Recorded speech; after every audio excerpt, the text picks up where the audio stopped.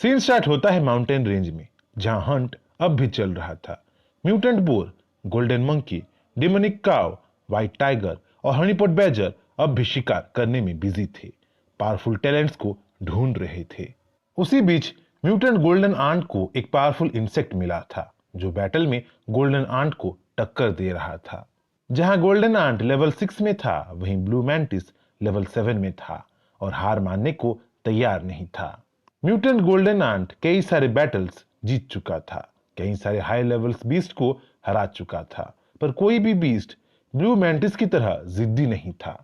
Mutant golden ant और blue mantis की लड़ाई से पूरे माउंटेन रेंज में अफरा तफरी मच रहा था। अफरा तफरी को देख डिमोनिक काओ गोल्डन आंट की हेल्प करने उसके पास पहुंच चुका था, पर तब तक mutant golden ant blue mantis को किसी तरह हरा चुका था। जब डिमोनिक काव गोल्डन आंट को उसकी खैरियत के बारे में पूछता है, ब्लू मेंटिस के बारे में पूछता है, तो mutant golden ant blue mantis की तारीफ करने लगता है। यहाँ हमें पता चलता है कि ब्लू मेंटिस विंड एलिमेंट्स के एट्रीब्यूट्स को पोजेस करता था और बहुत फास्ट था, पर जीयू के पैरालिसिस टॉक्सिन यूज करके गोल्डन आंट ब्लू मेंटिस को पैरालाइज कर दिया था। ब्लू मेंटिस के हार के साथ उस दिन का हंट कंप्लीट होता है, और जब सारे बीस्ट कैनियन की तरफ निकलने वाले होते हैं, उनको कोहरे से भरी अंधेरी रात में कोई उनको घूरता नजर आता है। जब सब लोग गौर करते हैं तो उनको घूरने वाला और कोई नहीं बल्कि एंशिएंट एम्परर एलिगेटर था, जो दूर से पूरे हंट पे नजर रख रहा था और जरूरत पड़ी तो मदद करने के लिए तैयार था। तभी गोल्डन आंट देखता है कि व्हाइट टाइगर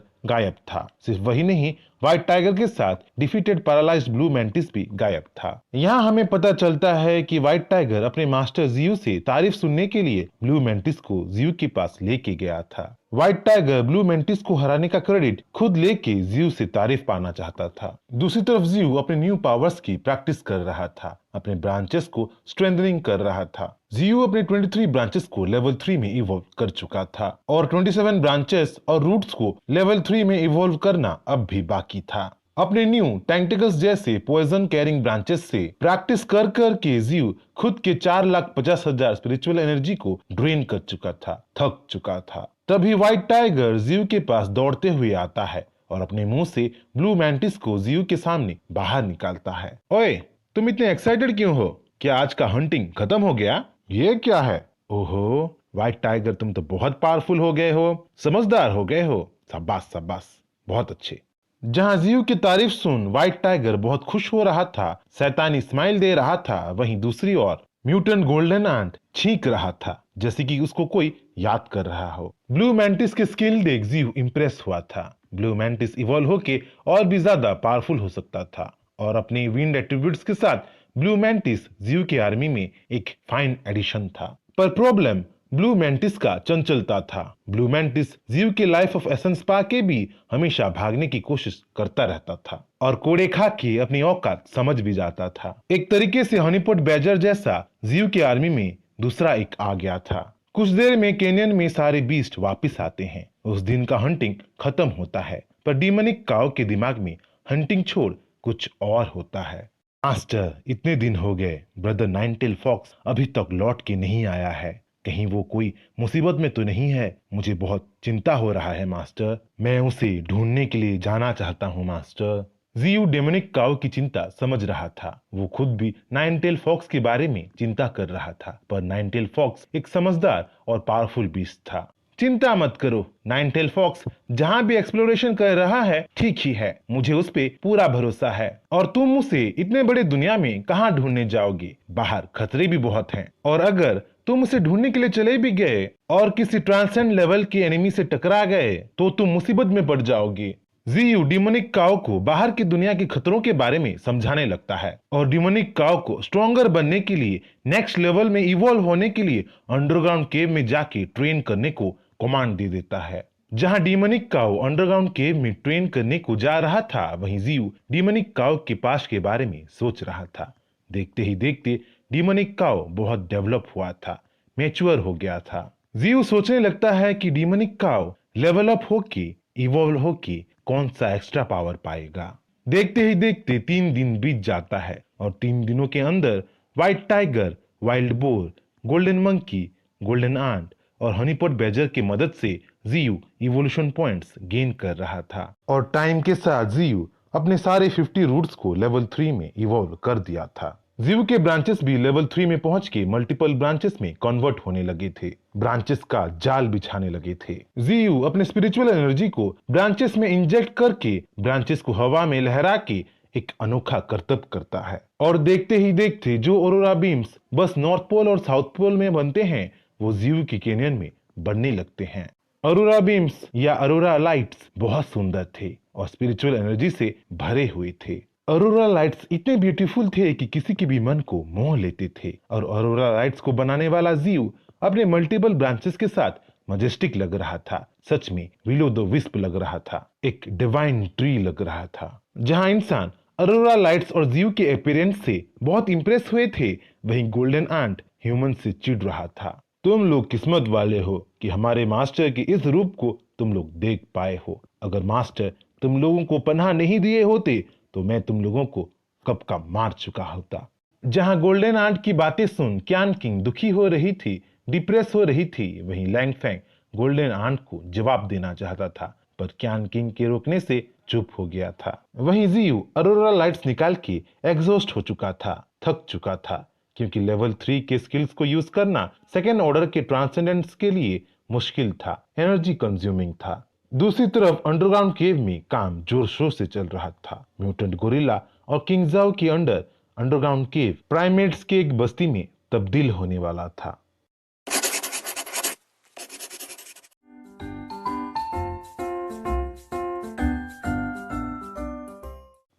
सीन स्टार्ट होता है अंडरग्राउंड केव से, जहां कंस्ट्रक्शन चल रहा था। माइनिंग के साथ साथ एक अंडरग्राउंड एम्पायर बन रहा था, म्यूटेंट बीस्ट का एम्पायर बन रहा था। कंस्ट्रक्शन साइट में जीव और किंगजाओ मौजूद थे और बातचीत कर रहे थे। काम तो बहुत अच्छे से चल रहा है। मैं तो बेकार ही चिंता कर रहा था कि तुम बंदरों की सेना को कंट्रोल नहीं कर पाओगे, पर शायद मैं तुम्हें जल्दी ही जज कर दिया। जीव की बातें सुन जीव को एक्सप्लेन करने के लिए किंगजाओ बोलता है, वो लोग प्राइमेट्स हैं ट्री गॉड।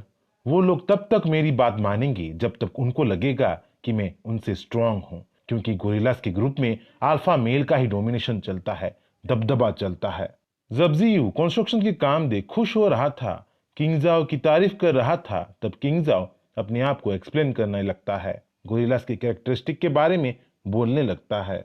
किंगजाओ से सब कुछ सुन जीव किंगजाओ को ट्रेन करके गोरिल्लास को एक मिलिट्री यूनिट में कन्वर्ट करने को कमांड दे ही रहा था कि अंडरग्राउंड केव में भूकंप आता है, पूरा अंडरग्राउंड केव हिलने लगता है। जीयू समझ चुका था कि ये शॉक वेव किसी भूकंप की वजह से नहीं बल्कि किसी और वजह से हो रहा था, क्योंकि अंडरग्राउंड केव के किसी चेंबर में डीमोनिक काव इवॉल्व हो रहा था, ब्रेक थ्रू हो रहा था, और शायद शॉक वेव उसी के चेंबर से आ रहा था। जीयू स्पिरिचुअल एनर्जी को ट्रैक करते हुए उस केव में पहुंच जाता है जिस केव में डीमोनिक काव इवॉल्व हो रहा था। डीमोनिक काव के मोमेंटम की एनर्जी को देख जहां जीयू सरप्राइज था, वहीं अर्थ स्पिरिट ग्रास देख के डीमोनिक काव को इवॉल्व होने में जीयू हेल्प भी करने लगा था। अर्थ स्पिरिट के ग्रास खा के डीमोनिक काव गुर्राने लगता है और देखते ही देखते तेजदार एनर्जी रिलीज करते हुए इवॉल्व हो जाता है। डीमोनिक काव की इवोल्यूशन से इतना एनर्जी निकला था कि एनर्जी धरती को चीरते हुए बाहर आ गया था। इवॉल्व होके डीमोनिक काव जब अंडरग्राउंड केव से बाहर आता है तो अपनी अपीयरेंस से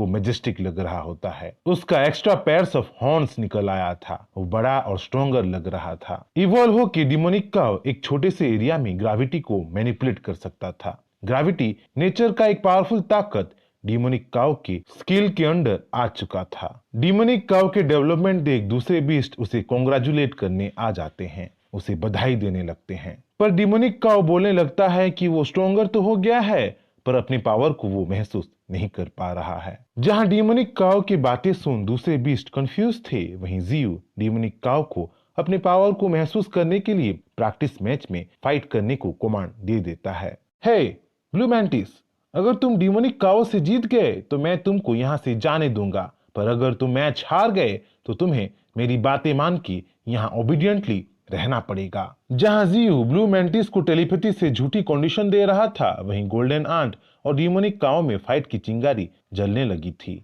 और देखते ही देखते ब्लू मैंटिस और गोल्डन आंट वर्सेस डीमोनिक काव का मैच शुरू हो गया था। गोल्डन आंट और ब्लू मैंटिस बड़ी तेजी से डीमोनिक काव की तरफ बढ़ने लगते हैं। डीमोनिक काव के चारों तरफ स्पीड डांस करने लगते हैं। गोल्डन आंट और ब्लू मेंटिस का स्पीड इतना ज्यादा था कि दूसरे बीस्ट गोल्डन आंट और ब्लू मेंटिस को देख नहीं पा रहे थे। सिर्फ वही लोग नहीं, खुद जियो भी गोल्डन आंट और ब्लू मेंटिस को ट्रैक नहीं कर पा रहा था। जहां गोल्डन आंट और ब्लू मेंटिस श्योर हो गए थे कि वो लोग मैच जीत जाएंगे, तभी कुछ ऐसा होता है जिससे गोल्डन आंट और ब्लू मेंटिस का उम्मीद बिखर जाता है। गोल्डन आंट और ब्लू मेंटिस के पास आते ही डिमोनिक काउ अपनी ग्रेविटी मैनिपुलेशन को एक्टिवेट कर देता है और चुटकियों में गोल्डन आंट और ब्लू मेंटिस को जमीन में पछाड़ देता है और मैच को वहीं खत्म कर देता है। मैच के बाद डिमोनिक काउ गोल्डन आंट की खैरियत के बारे में उससे पूछने लगता है और हमें यहाँ पे पता चलता है कि डिमोनिक काउ की ग्रेविटी मैनिपुलेशन स्किल से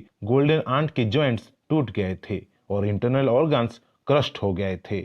उसके सिवाय गोल्डन आंट ठीक ठाक ही था। जियू गोल्डन आंट और ब्लू मेंटिस की हालत देख उन्हें रेन ऑफ वाइटलिटी से हील करने लगता है। Rain of Vitality life of essence का ही एक यूसेज प्रोसेस था, जिससे आसपास के एरिया में लाइफ ऑफ एसेंस की हल्की हल्की बारिश होता था, जो गहरे से गहरे घाव को भी हील कर सकता था। हील होते ही ब्लू मेंटिस मौका पाके वहां से भागने की कोशिश करता है और जियू से कोड़े खा के फिर से जमीन में जा गिरता है। वहीं हनीपॉट बैजर खुद के अलावा किसी दूसरे को कोड़े खाते देख खुश हो रहा था, क्योंकि जियू डिमोनिक काउ को प्रॉमिस किया था कि वो अगर इवॉल्व हो जाए, ट्रांसेंड लेवल में पहुंच जाए, तो जियू उसे नाइन टेल फॉक्स को ढूंढने के लिए जाने देगा। तो अपने प्रॉमिस को पूरा करने के लिए जियू डिमोनिक काउ को नाइन टेल फॉक्स को ढूंढने के लिए जाने देता है और मुसीबत से बच के रहने को बोल देता है। जाते जाते जियू डिमोनिक काउ को कमांड दे देता है कि नाइन टेल फॉक्स के मिलते ही डिमोनिक काउ को जल्द से जल्द कैनियन में वापस आना है। दूसरी तरफ मिस्टी माउंटेन्स में सोल्जर का एक लार्ज ग्रुप आ चुका था, पर क्रोकोडाइल का डर अब भी उनके दिल में जिंदा था, क्योंकि क्रोकोडाइल के बैटल में पूरा एक मिलिट्री यूनिट खत्म जो हो गया था। हे ब्रो, कहीं वो क्रोकोडाइल यहाँ आ तो नहीं जाएगा? अरे चिंता ना करो, हम लोग उस घाटी से 20 किलोमीटर दूर हैं, यहाँ वो क्रोकोडाइल नहीं आएगा। दोनों सोल्जर्स की बातों से हमें ये भी पता चलता है कि मिलिट्री कैंपस में ट्रांसेंडेंट लेवल के कुछ ह्यूमंस आ चुके थे, जिनके मदद से मिलिट्री यूनिट मिस्टी माउंटेन्स को साफ करने पे तुले हुए थे। और कुछ दिनों में टैंक्स और आर्टिलरीज भी आने वाले थे, जो मिस्टी माउंटेन्स में कहर बरसाने वाले थे। सीन शिफ्ट होता है ट्रांसेंडेंटल रिसर्च इंस्टीट्यूट में, जहाँ साउकिंग प्रैक्टिस कर रही थी। ट्रांसेंडेंट स्टेज में पहुंच के साउकिंग इतनी पावरफुल हो चुकी थी कि फिजिकल और स्पिरिचुअल एबिलिटीज को फ्यूज कर सकती थी, फ्लेम्स को मनचाहा शेप दे पा रही थी। तभी दूसरी एक रिसर्च इंस्टीट्यूट की मेंबर साउकिंग को आके बोलती है कि उसे प्रोफेसर बुला रहे हैं। जब साउकिंग और रिसर्च इंस्टीट्यूट की मेंबर जाने लगते हैं, तब ट्रेनिंग रूम की हालत देख रिसर्च इंस्टीट्यूट की मेंबर सरप्राइज हो जाती है, क्योंकि सुपर एलॉय से बना हुआ रूम जो स्ट्रॉन्गेस्ट अटैक को भी झेल सकता था, वो साउकिंग के अटैक से चकनाचूर हो गया था। जब साउकिंग वेटिंग रूम में पहुंचती है, तो वेटिंग रूम में प्रोफेसर के साथ साथ दूसरे कई लोग साउकिंग का वेटिंग कर रहे थे। उन्हीं लोगों में से ली हाओ, दूसरा एक सुपर ह्यूमन, साउकिंग को देख इंप्रेस हो जाता है। साउकिंग की पावरफुल ऑरा से इंप्रेस हो जाता है, साउकिंग की ब्यूटी से इंप्रेस हो जाता है। ली हाओ पहली नजर में ही साउकिंग को अपना दिल दे बैठता है। तुम मेरे बारे में यहाँ सुने होगे, मैं ली हाओ हूँ, नाइस टू मीट यू। ना, मैं तुम्हारे बारे में कभी नहीं सुनी हूँ। ली हाओ के साउकिंग से इंट्रोड्यूस होने से और ली हाओ के मुंह पे रिजेक्शन पाने से वहां मौजूद सारे लोग ली हाओ पे हंसने लगे थे।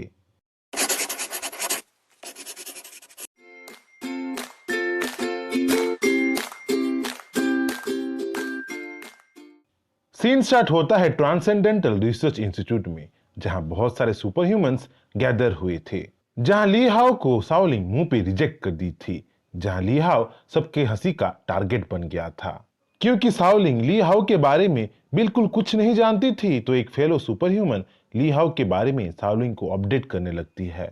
हमें यहाँ पे पता चलता है कि ली हाओ फेडरेशन के टॉप परफॉर्मर्स में से एक था और वो अवेकेन भी साओलिंग से 1 महीने पहले हुआ था।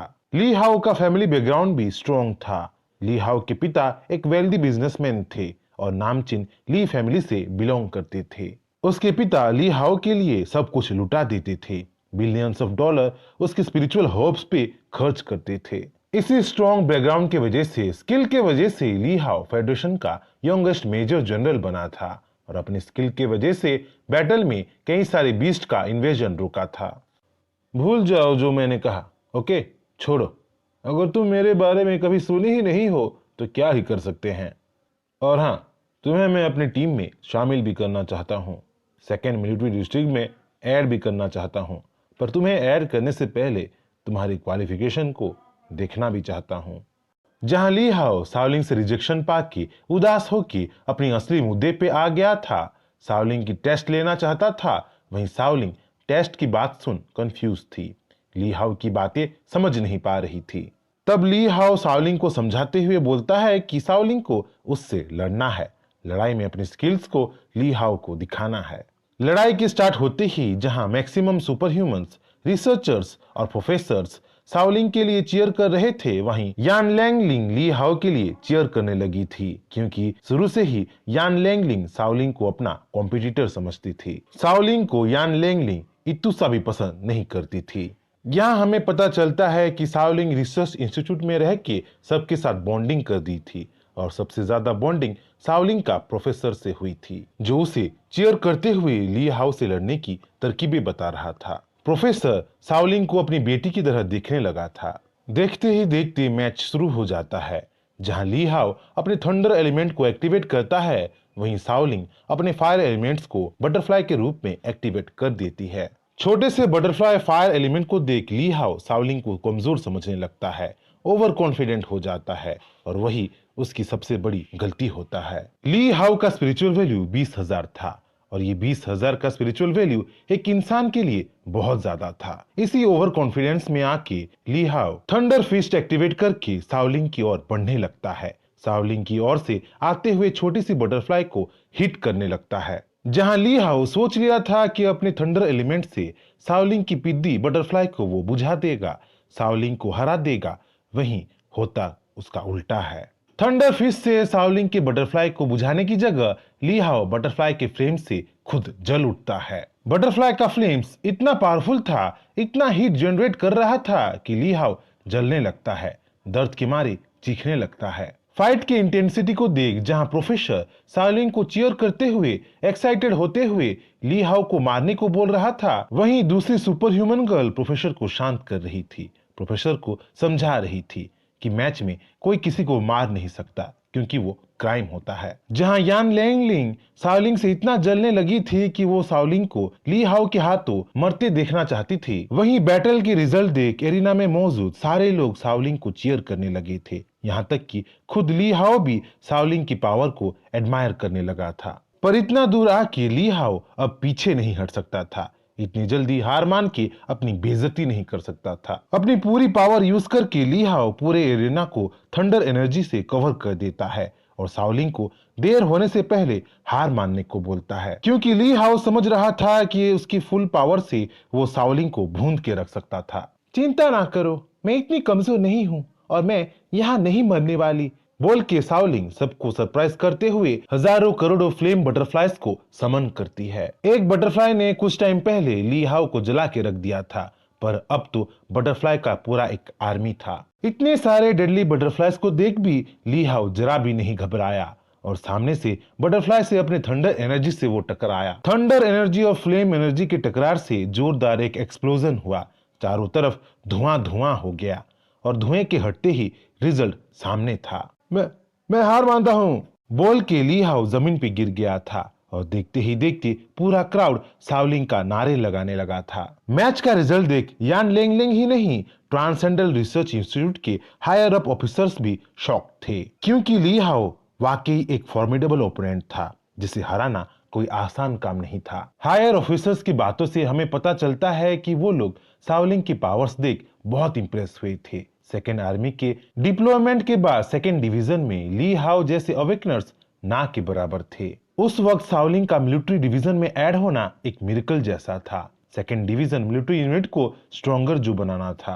वो लोग शाओलिंग के बारे में और ज्यादा जानने के लिए अपने आदमियों को लगा देते हैं, और सीक्रेटली शाओलिंग के इंफॉर्मेशन को दूसरे सुपर ह्यूमंस के साथ कंपाइल करने लगते हैं। दूसरी ओर मिस्टी माउंटेन्स के कैनियन में अब भी हंटिंग चल रहा था। हंटिंग से जियो इवोल्यूशन पॉइंट्स गैदर कर रहा था, अपने आप को स्ट्रेंथन कर रहा था। पूरे वैली में म्यूटेंट बीस्ट की आवाजें सुनाई दे रही थी। पूरे माउंटेन रेंज में जियो के बीस्ट का दबदबा फैल रही थी। जियो इवोल्यूशन पॉइंट्स गैदर करके थर्ड ऑर्डर में पहुंचने की तैयारी कर रहा था। अपने हर एक ट्री पार्ट्स को इवॉल्व करना चाहता था। उसी बीच अंडरग्राउंड केव के किसी कोने में कुछ ऐसा हो रहा था जिससे जियो बेखबर था। स्पिरिचुअल स्टोन स्पिरिचुअल एनर्जी को बाहर जाने से ब्लॉक कर सकता था। इसी प्रोसीजर से जियो इंसानों के सैटेलाइट से अपने आप को बचाए रखा था, पर उसमें एक प्रॉब्लम था। जियो खुद भी स्पिरिचुअल एनर्जी को डिटेक्ट कर नहीं पा रहा था और उसी कमजोरी का फायदा उठा के अंडरग्राउंड केव के किसी कोने में एक दूसरा प्लांट म्यूटेट हो रहा था, इविल एनर्जी रिलीज कर रहा था। वो जियो से बच गया था पर क्यान किन से नहीं बच पाया था। क्यान किन की इंट्यूएशन से बच नहीं पाया था। इंट्यूएशन एबिलिटी की वजह से क्यान किंग को खतरे का अंदाजा पहले से ही लग गई थी और इंस्पेक्शन करने के लिए, छानबीन करने के लिए क्यान किंग डायरेक्ट एनर्जी की दिशा में जा रही थी।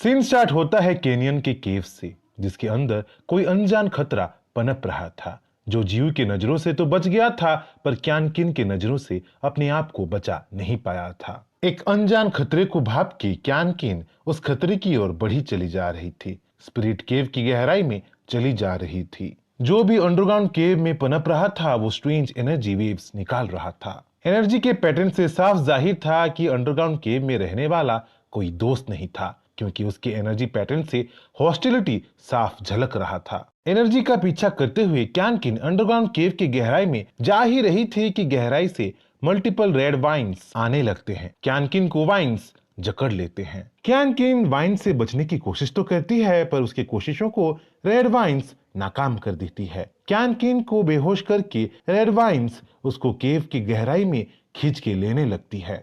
पूरी घटना से अनजान जियो नींद में था, सो रहा था, जब एक स्ट्रॉन्ग साइकिक सिग्नल से जियो का नींद टूट गया था। जब जियो को पता चलता है कि साइकिक सिग्नल भेजने वाली क्यान किंग ही थी तो जियो क्यान किंग को चारों तरफ ढूंढने लगता है। जियो के रूट्स एक तरीके से उसकी आंखें थे, जिससे वो एक लार्ज एरिया पे नजर रखता था, पर उसके नाक के नीचे से कोई क्यान किंग को उठा के ले गया था और जियो को भनक तक नहीं लगा था। फॉग की वजह से खुद जियो भी प्रॉब्लम फेस कर रहा था, उसको भी क्लियरली कुछ भी नहीं दिख रहा था, पर फिर भी जियो क्यान किंग को ढूंढने में कोई कसर नहीं छोड़ रहा था। जब जियो क्यान किंग को कहीं नहीं पाता है तो अपनी मिस्ट सेंसिंग स्किल यूज करके जियो क्यान किंग को ट्रैक करने की कोशिश करता है। मिस्ट सेंसिंग स्किल एक ऐसा स्किल था जिससे खुद कोहरा जियो की आंखें बन जाता था। एक तरीके से मिस्ट सेंसिंग स्किल सोनार और रेडार के जैसे काम करता था। ट्रैकिंग सक्सेसफुल होता है और जियो क्यान किन को रिसेंटली खोदे केव की गहराई में पाता है। वहां क्यान किन अकेली नहीं थी, उसके साथ एक hostile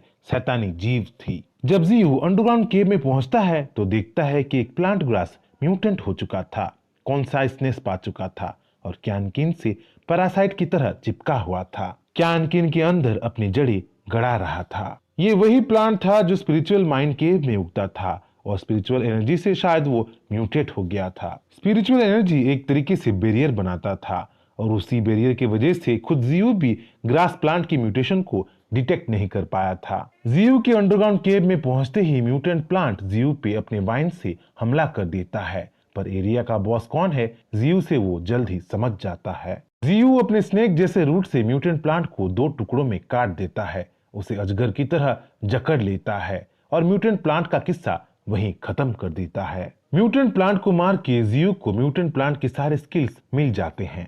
Jio of seed of Vitality को यूज कर सकता था। सीड ऑफ वाइटलिटी एक ऐसा स्किल था जिससे जियो ग्राउंड में तेजी से जंगल बना सकता था, बंजर जमीन में हरियाली ले आ सकता था, फॉरेस्ट बना सकता था। जियो म्यूटेंट प्लांट को तो कब का मार चुका था पर क्यान किन को बचाने में देरी कर दिया था। म्यूटेंट प्लांट ने क्यान किन के अंदर अपने जड़ जमा के उसे कब का मार दिया था। क्यान किन को खो के जियो बहुत दुखी था और क्योंकि जियो क्यान किन को थोड़ा बहुत अपना फैमिली मानता था तो जियो एक गड्ढा खोद के क्यान किन को उसमें दफना के एक प्रॉपर श्रद्धांजलि दिया था। पर अचानक कुछ ऐसा होता है जो खुद जियो भी नहीं सोचा था। देखते ही देखते मिट्टी के अंदर से एनर्जी निकलने लगती है, मिट्टी में क्रैक होने लगती है और मिट्टी को अंडे की तरह तोड़ते हुए क्यान किन उसके अंदर से बाहर आती है। क्यान किन अब पूरी तरह बदल चुकी थी, एक ड्राइड बन चुकी थी, mixture of plant and human बन चुकी थी, एक ऐसी हाइब्रिड बन चुकी थी जो रेड वाइन्स को कंट्रोल कर सकती थी। क्यान किन अब जियू की नजरों में हॉट और सुंदर बन चुकी थी, जिसे देख जियू ब्लश हो रहा था, शर्मा रहा था। क्यान किन, तुम ठीक तो हो? गॉडफ्री, मेरे सर में बहुत दर्द हो रहा है। गॉडफ्री, मुझे क्या हो गया है? मैं इंसान तो हूं ना? नहीं क्यान किन, तुम अब इंसान नहीं रही, तुम अब एक वेजिटेटिव बन गई हो। क्यान किन डरी हुई थी, सहमी हुई थी।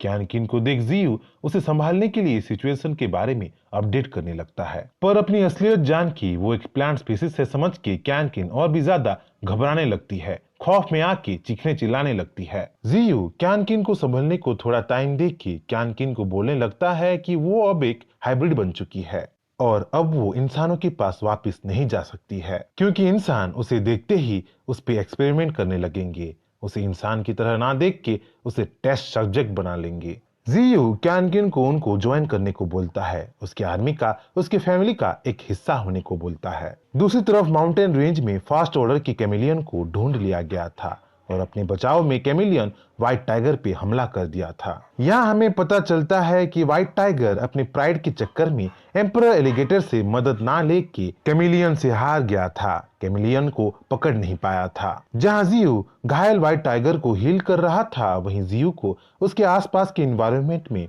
कुछ अजीब लगता है, कुछ अलग लगता है। यहाँ हमें पता चलता है कि सीड ऑफ वाइटलिटी एक्टिव हो चुका था और आसपास के एरिया में बड़े बड़े पेड़ उगाने लगा था, एफोरेस्टेशन होने लगा था। यहाँ तक कि जियू नॉर्मल पेड़ों में अपनी स्पिरिचुअल एनर्जी इंजेक्ट करके छोटे छोटे मिनी जियू बनाने लगा था।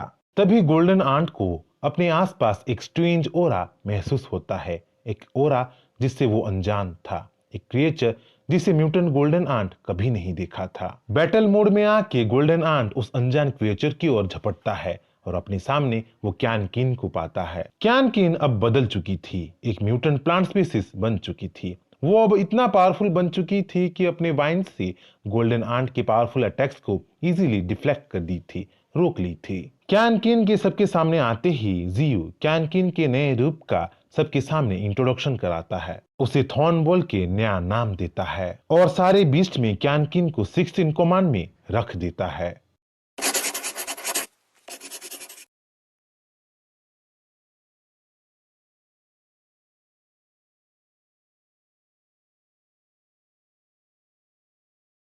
सीन स्टार्ट होता है कैनियन से, जहां जियू क्यान किन को उसकी न्यू पोजीशन दे रहा था। क्यान किन को 6th इन कमांड में रख दिया था, उसे थॉर्न का कोड नेम दे दिया था। जहां दूसरे बीस्ट क्यान किन को पाक के बहुत खुश थे, वहीं म्यूटेंट गोल्डन आंट क्यान किन को अपने साथ देख नाखुश था। म्यूटेंट गोल्डन आंट एक इंसान को अपने बीस्ट टीम के मेंबर के रूप में बिल्कुल इमेजिन नहीं कर सकता था। वो इंसानों से इतना नफरत करता था कि मौका मिलते ही गोल्डन आंट क्यान किन को खत्म कर देना चाहता था, उसे उसकी औकात दिखा देना चाहता था। क्या कहा तुमने? तुम्हारी हिम्मत कैसे हुई मेरी बातों को काटने की? क्या तुम्हें मेरी बातें समझ में नहीं आई? याद रखो, क्यान किन मेरी संरक्षण में है, हमारी फैमिली का वो एक हिस्सा बन चुकी है। गोल्डन आंट के बर्तावों को देख जियो गोल्डन आंट को गुस्से से अपने ड्रेडफुल ओरा से धमकाने लगता है और जियो का ये रूप देख गोल्डन आंट थर थर कांप के घुटनों में आ जाता है, जियो से माफी मांगने लगता है। जियो गोल्डन आंट को समझाने लगता है कि क्यान किन दूसरे ह्यूमंस जैसी बिल्कुल नहीं है, वो अलग है और अब तो वो उनके फैमिली का एक हिस्सा बन गई है। जियो बोलता है कि गोल्डन आंट को क्यान किन को जानने का, उसे समझने का कोशिश करना चाहिए। क्या पता इसी कोशिश में उसे रेगिस्तान में फूल मिल जाए। सीन शिफ्ट होता है मिस्टी माउंटेन्स के धुंध से भरे जंगलों में, जहां कुछ mercenary super humans emperor alligator को ढूंढते ढूंढते आ घुसे थे। मर्सिनरीज कुछ ऐसे ह्यूमंस थे जो पैसे कमाने के लिए बिना कुछ जाने, बिना कुछ समझे कुछ भी कर सकते थे, किसी भी हद तक जा सकते थे। मिस्टी माउंटेन्स में एम्परर एलिगेटर को ढूंढते ढूंढते 5 मर्सिनरीज आए जरूर थे, पर मिस्टी माउंटेन्स की गहराई तक जाके भी उनको एम्परर एलिगेटर के बारे में कुछ भी पता नहीं चला था। पर उनके सामने कोहरा का थिकनेस जरूर बढ़ता चला जा रहा था। मर्सिनरीज फॉग के बारे में, फॉग के क्रिएचर्स के बारे में बहुत सुने थे, उनके आतंक से वो बेखबर नहीं थे, इसीलिए किसी भी सिचुएशन के लिए वो पहले से ही फुल्ली प्रिपेयर थे। ऐसे ही कुछ घंटे मर्सिनरीज मिस्टी माउंटेन्स का एक्सप्लोरेशन करते करते एक ड्राइड से मिलते हैं। ड्रॉयड एक ऐसी स्पीसीज जो प्लांट और इंसानों की हाइब्रिड थी। अपीयरेंस से वो बहुत ब्यूटीफुल थी और किसी का भी मन को वो मोह ले सकती थी। और उसी ड्रॉयड कैनकिन पे अब सुपर ह्यूमंस की नजर पड़ चुकी थी। दूसरी ओर मर्सनरीज से बेखबर कैनकिन फल तोड़ रही थी, अपने दोस्तों के बारे में सोच के खुश हो रही थी। तभी एक वन आइड मर्सनरी कैनकिन के पास आ जाता है। कैनकिन के कुछ बोलने से पहले ही उसे बालों से पकड़ के कैनकिन को पेड़ पे दे मारता है। वन आइड मशीनरी बोलने लगता है कि उनके लिए तो जंगल में मंगल हो गया, एक अगली क्रोकोडाइल को ढूंढते ढूंढते ब्यूटी का खजाना मिल गया। ये क्या कर रहे हो बेवकूफ, देख नहीं रहे ये एक रेयर स्पीसीज है, इसे तुम डैमेज कर दोगे तो इसे बेच के हमें ज्यादा पैसे नहीं मिलेंगे। एक बूढ़ा मर्सनरी वन आइड मर्सनरी को कैनकिन को मारते देख टोकने लगता है। कैनकिन को एक रेयर म्यूटेंट स्पीसीज समझ के उसे हाई वैल्यू में मार्केट में बेचने की बात अपने फेलो मर्सनरीज को वो समझाने लगता है। जहां ब्लोंड बालों वाला मर्सनरी कैनकिन की ब्यूटी से इंप्रेस होके उसके साथ थोड़ा देर खेलना चाहता था, मजे लेना चाहता था, वही एक काली बालों वाली मर्सनरी सबको रोक के कैनकिन की ब्यूटी से जल के कैनकिन की आंखें निकालना चाहती थी, कैनकिन को बदसूरत बनाना चाहती थी। टॉर्चर देख, अपने आप को क्रिटिकल सिचुएशन में देख कैनकिन का सबकॉन्शियस ब्रेन एक्टिव हो जाती है। कैनकिन अनजाने में ही अपने एनिमीज पे रेड वाइन से कहर बरसाने लगती है। देखते ही देखते रेड वाइन्स मूव करने लगती है और पास खड़े वन आइड मर्सनरी के आर पार होके उसे हवा में उठा के वन आइड मर्सनरी को वहीं मार देती है। काली बालों वाली मर्सनरी समझदार थी, वो कैनकिन की ओरा देख समझ चुकी थी कि कैनकिन हाल ही में ही इवॉल्व हुई थी, इसीलिए अपने पावर को पूरी तरह हैंडल नहीं कर पा रही थी। काली बालों वाली मर्सनरी सबको इंस्ट्रक्ट करने लगती है, कैनकिन पे हमले का इंस्ट्रक्शन देने लगती है। वो बोलने लगती है कि कैनकिन अनस्टेबल है और अपनी फुल पावर को यूज नहीं कर पा रही है। सारे मर्सनरीज अगर मिलके कैनकिन पे अटैक करेंगे तो वो लोग कैनकिन को आराम से हैंडल कर लेंगे, कंट्रोल कर देंगे। डरी हुई सहमी हुई कैनकिन पे सारे मर्सनरीज टूट पड़ते हैं, पर अचानक कुछ ऐसा होता है जो कोई भी मर्सनरी नहीं सोचा था। फुल स्पीड से कोई चीज आके एक मर्सनरी का सर उसके धड़ से अलग कर देता है और उसे वहीं मार देता है। अचानक हुए इंसिडेंट से सारे मर्सनरीज जहां शॉक थे, वहीं mutant golden ant dead mercenary के सर पे अपना पैर रख के एंट्री मारता है। किसकी इतनी हिम्मत हुई मेरे मास्टर की डोमेन में पैर रखने की, बोल के गोल्डन आंट अपना टेरर मर्सनरीज के बीच फैलाने लगता है। जहां मर्सनरीज एक बीस्ट को कम्युनिकेट करते देख, बात करते देख सरप्राइज थे, वहीं बूढ़ा मर्सनरी सिचुएशन को समझ के वहां से चुपके से भागने की कोशिश कर रहा था। पर गोल्डन आंट तो गुस्से से आग बबूला हो रहा था। वो किसी भी घुसपैठिया को अपने मास्टर के एरिया से जिंदा भेजने वाला नहीं था। देखते ही देखते गोल्डन आंट बूढ़े मर्सनरी के सर को भी उसके धड़ से अलग कर देता है, उसे वहीं मार देता है और अपनी तेजी से काली बालों वाली मर्सनरी को अटैक कर करके बेहाल कर देता है। ये सब देख ब्लोंड बालों वाला मर्सनरी गोल्डन आंट को अपने फायर पावर से गोलियों से रोकने की, डैमेज करने की कोशिश तो करता है, पर गोल्डन आंट के एक्सोस्केलेटन पे उसकी गोलियों का, फायर पावर का कोई भी असर नहीं होता। काली बालों वाली मर्सनरी के बाद गोल्डन आंट ब्लॉन्ड बालों वाला मर्सनरी को चीर के रख देता है, उसे बेरहमी से मारता है। जब लग रहा था कि बैटल खत्म हो गया,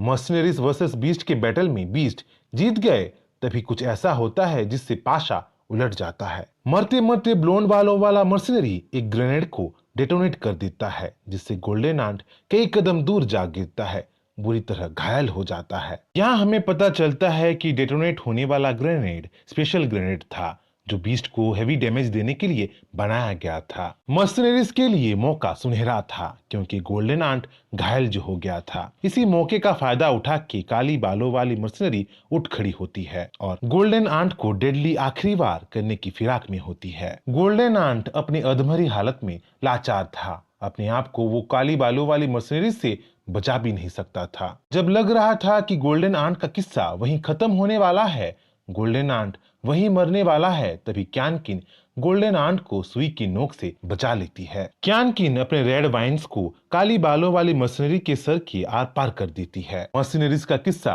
कैनकिन वहीं खत्म कर देती है। पर क्योंकि कैनकिन पहली बार किसी को मारी थी, तो नर्वस होके, गिल्टी फील करके कैनकिन फूट फूट के रोने लगी थी। तब गोल्डन आंट कैनकिन को समझाते हुए बोलता है कि उसे गिल्टी फील नहीं करना चाहिए। अगर वो मर्सनरी को नहीं मारती तो मर्सनरीज उन दोनों को खत्म कर देते, क्योंकि ये दुनिया सर्वाइवल ऑफ द फिटेस्ट का है, जहां स्ट्रॉन्गर ही जिंदा रह सकता है। गोल्डन आंट बोलता है कि जब वो वीक था तो कई सारे ह्यूमन एक्सपेरिमेंट से वो गुजरा था, टॉर्चर सहा था, इसीलिए वो इंसानों से नफरत करता है। और क्योंकि क्यानकिन अब एक इंसान नहीं है तो इंसान उस पर भी एक्सपेरिमेंट करने की कोशिश करेंगे। बेहतर होगा क्यानकिन जल्द से जल्द जीव के अंडर रह के स्ट्रॉन्गर बनने की कोशिश करे, स्ट्रॉन्गर बन के अपनी बीस्ट फैमिली को वो बचाए, क्योंकि अब जीव और दूसरे बीस्ट ही उसकी फैमिली है और उनमें से गोल्डन आंट भी एक है। बातचीत से क्यानकिन इमोशनल हो जाती है। पहली बार क्यानकिन और गोल्डन आंट के बीच बॉन्डिंग होती है, बॉन्डिंग जो एवरलास्टिंग होने वाली थी।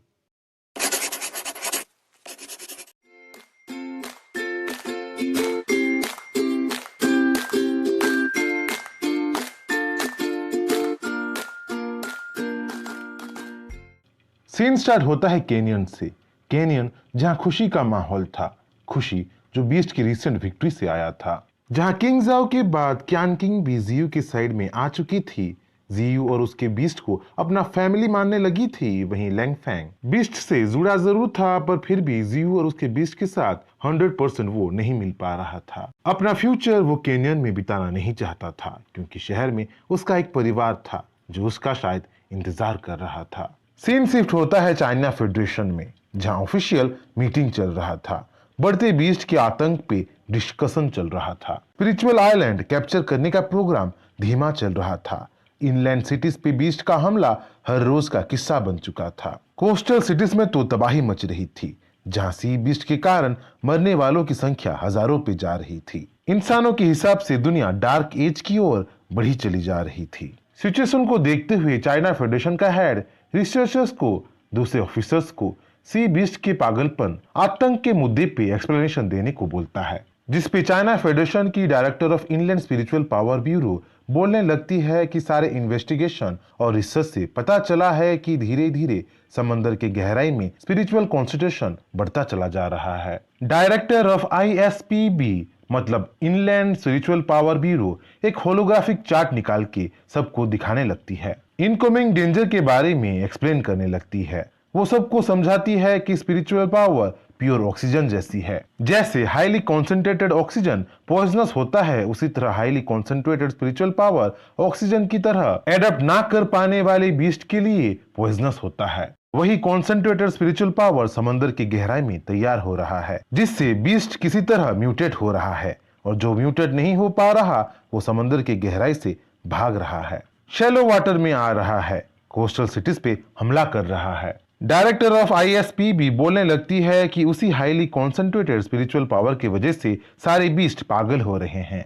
आंसर सुन जब चाइना फेडरेशन की जनरल जाओ जियानजुंग पूछने लगता है कि बीस्ट का ये पागलपन कब तक चलेगा, तो डायरेक्टर ऑफ ISPB सबको शॉक में डालते हुए बोलने लगती है कि ये म्यूटेशन का, पागलपन का तो बस ये शुरुआत भर ही है। जल्द ही बीस्ट सेकेंड म्यूटेशन स्टेज से गुजरेंगे। कोस्टल सिटीज पे सी बीस्ट कहर बरसाएंगे। कोस्टल सिटीज को छोड़ो, सेंट्रल आइलैंड पे भी म्यूटेशन बीस्ट का हमला शुरू हो जाएगा और लैंड पे तो लड़ाई भयानक रूप ले लेगा।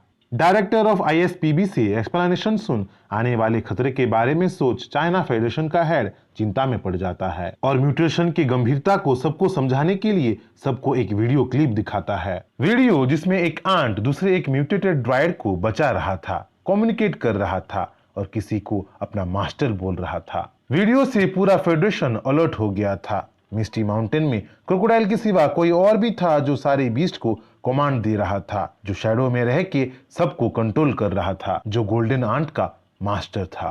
पेरिग्रिन फॉल्कन, क्रोकोडाइल, गोल्डन आंट और दूसरे बीस्ट के इंसिडेंट को देख, उनके डेवलपमेंट, विजडम और नॉलेज को देख, मिस्टी माउंटेन एरिया इंसानों के लिए डेंजर जोन बन चुका था, एक मिस्टीरियस डेडली जोन बन चुका था, जिसे कंट्रोल करना बेहद जरूरी था। दूसरी ओर मिस्टी माउंटेन में जियू अपने एक रूट को लेवल 3 में डेवलप कर चुका था। रूट ऑफ वाइट और कहीं ज्यादा पावरफुल हो चुका था। उसी रूट के साथ जियू शाओकिंग को कहीं लेके जा रहा था, जमीन से 10,000 मीटर नीचे ले जा रहा था। जमीन के गहराई में जियू और शाओकिंग को स्पिरिचुअल टाइड मिलता है, जो स्पिरिचुअल पावर से भरा हुआ होता है, जिसे महसूस करके जियू शाओकिंग को वहां लेके आया था, क्योंकि स्पिरिचुअल पावर का न्यू एरा शुरू होने वाला था। दूसरी ओर गोल्डन आंट मर्सनरीज की लाशों से कुछ इलेक्ट्रॉनिक इक्विपमेंट्स जीव के पास लेके आया था। इलेक्ट्रॉनिक इक्विपमेंट स्पिरिचुअल शील्ड थे जो इंसानों ने अपने स्पिरिचुअल एनर्जी को हाइड करने के लिए बनाए थे। उसी स्पिरिचुअल शील्ड की वजह से जीव उन 5 मर्सनरीज को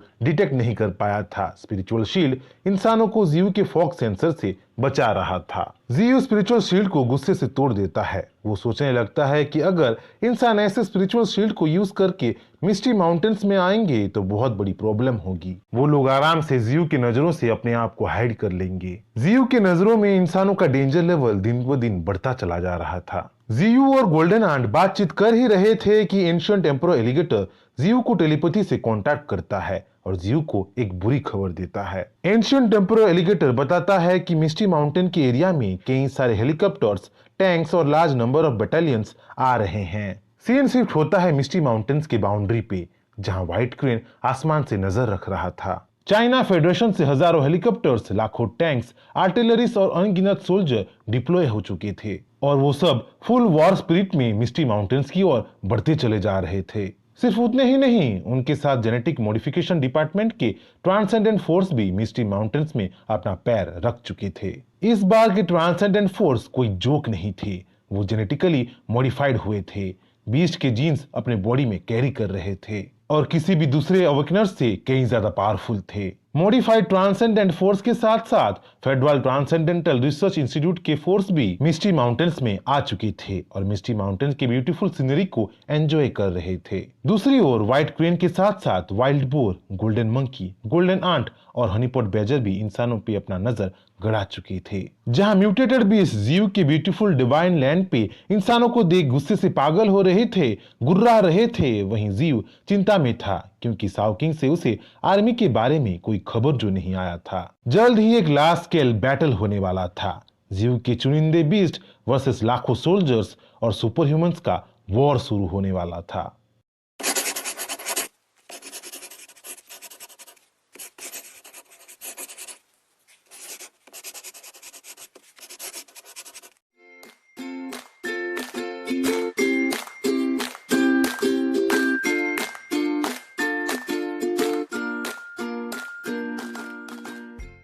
सीन स्टार्ट होता है चाइना फेडरेशन के हेडक्वार्टर पे, जहां 5 दिन पहले मीटिंग हो रहा था, सीक्रेट कॉन्फ्रेंस हो रहा था, जहां चाइना फेडरेशन का हेड मिस्टी माउंटेन की छानबीन का प्रपोजल दे रहा था। चाइना फेडरेशन का हेड पूरे फेडरेशन को कमांड दे रहा था कि वो लोग कुछ भी करे पर मिस्टी माउंटेन के बारे में पता करे, मिस्टी माउंटेन के मास्टरमाइंड के बारे में पता करे। कॉन्फ्रेंस रूम में सवाल उठा था कि क्या मिस्टी माउंटेन में कोई ऐसा है जो बीस्ट को टीम कर पा रहा है, कंट्रोल कर पा रहा है? क्या वो कंट्रोलर कोई इंसान है या कुछ और ही है? तो सवाल का आंसर देते हुए डायरेक्टर ऑफ आईएसपीबी बोलने लगती है कि बिना कोई ह्यूमन इंटरफेरेंस के बीस्ट ह्यूमन लैंग्वेज नहीं सीख सकते। क्योंकि आंट ह्यूमन लैंग्वेज बोल रहा था और किसी को अपना मास्टर बोल रहा था, तो हो ना हो मिस्टी माउंटेन की बीस्ट के पीछे कोई ह्यूमन ही है। डायरेक्टर ऑफ आईएसपीबी के बातों को सपोर्ट करते हुए चाइना फेडरेशन का जनरल जाओ जियानजुंग बोलने लगता है कि मिस्टी माउंटेन के पीछे शायद एक नहीं बल्कि ह्यूमंस का कोई सीक्रेट ऑर्गेनाइजेशन हो, जहां कई सारे बीस्ट पे जेनेटिक एक्सपेरिमेंट होता हो। शायद उसी एक्सपेरिमेंट की वजह से क्रोकोडाइल, आंट और दूसरे बीस्ट इंटेलिजेंट थे क्योंकि जेनेटिकली वो मॉडिफाइड जो हुए थे। कॉन्फ्रेंस रूम में नेक्स्ट पूरे कॉन्टिनेंट का मैप दिखाया जाता है। उसी मैप में स्पिरिचुअल जोन्स को, रिसेंट बीस्ट अटैक्स के एरियाज को रेड कलर में इंडिकेट किया गया होता है। क्योंकि जल्द ही सेकेंड स्पिरिचुअल टाइड आने वाला था, तो स्पिरिचुअल टाइड के आने से पहले ही स्पिरिचुअल जोन से बीस्ट का नामो निशान मिटाने का प्रपोजल कॉन्फ्रेंस रूम में रखा गया था। क्योंकि स्पिरिचुअल टाइड से बीस्ट इवॉल्व होने वाले थे और बीस्ट का सेकेंड इवोल्यूशन का डेंजर ह्यूमैनिटी नहीं उठा सकता था, तो बीस्ट को स्ट्रॉन्गर बनने का टाइम नहीं दिया जा सकता था। टाइम से पहले पूरे मिस्टी माउंटेन को बीस्ट के चंगुल से छुटकारा दिलाना जरूरी बन गया था। तभी extra ordinary research monitoring bureau का हेड कॉन्फ्रेंस रूम में एंट्री मारता है और अपने मिस्टी माउंटेन के अटैक के प्लान के बारे में सबको डिस्क्राइब करने लगता है। वो बोलने लगता है कि मिस्टी माउंटेन में अटैक 5 दिन बाद होगा और स्पिरिचुअल टाइड के आने से पहले होगा। जहां कॉन्फ्रेंस रूम में बैठे कुछ ऑफिसर्स इतने बड़ी आर्मी को मिस्टी माउंटेन में भेजने के खिलाफ में थे, वहीं दूसरे लोग आर्टिलरीज, टैंक्स और इतने सारे हेलीकॉप्टर्स और ऊपर से सुपर ह्यूमंस की इलीट फोर्स को मिस्टी माउंटेन में भेजने के आइडिया से नाखुश थे।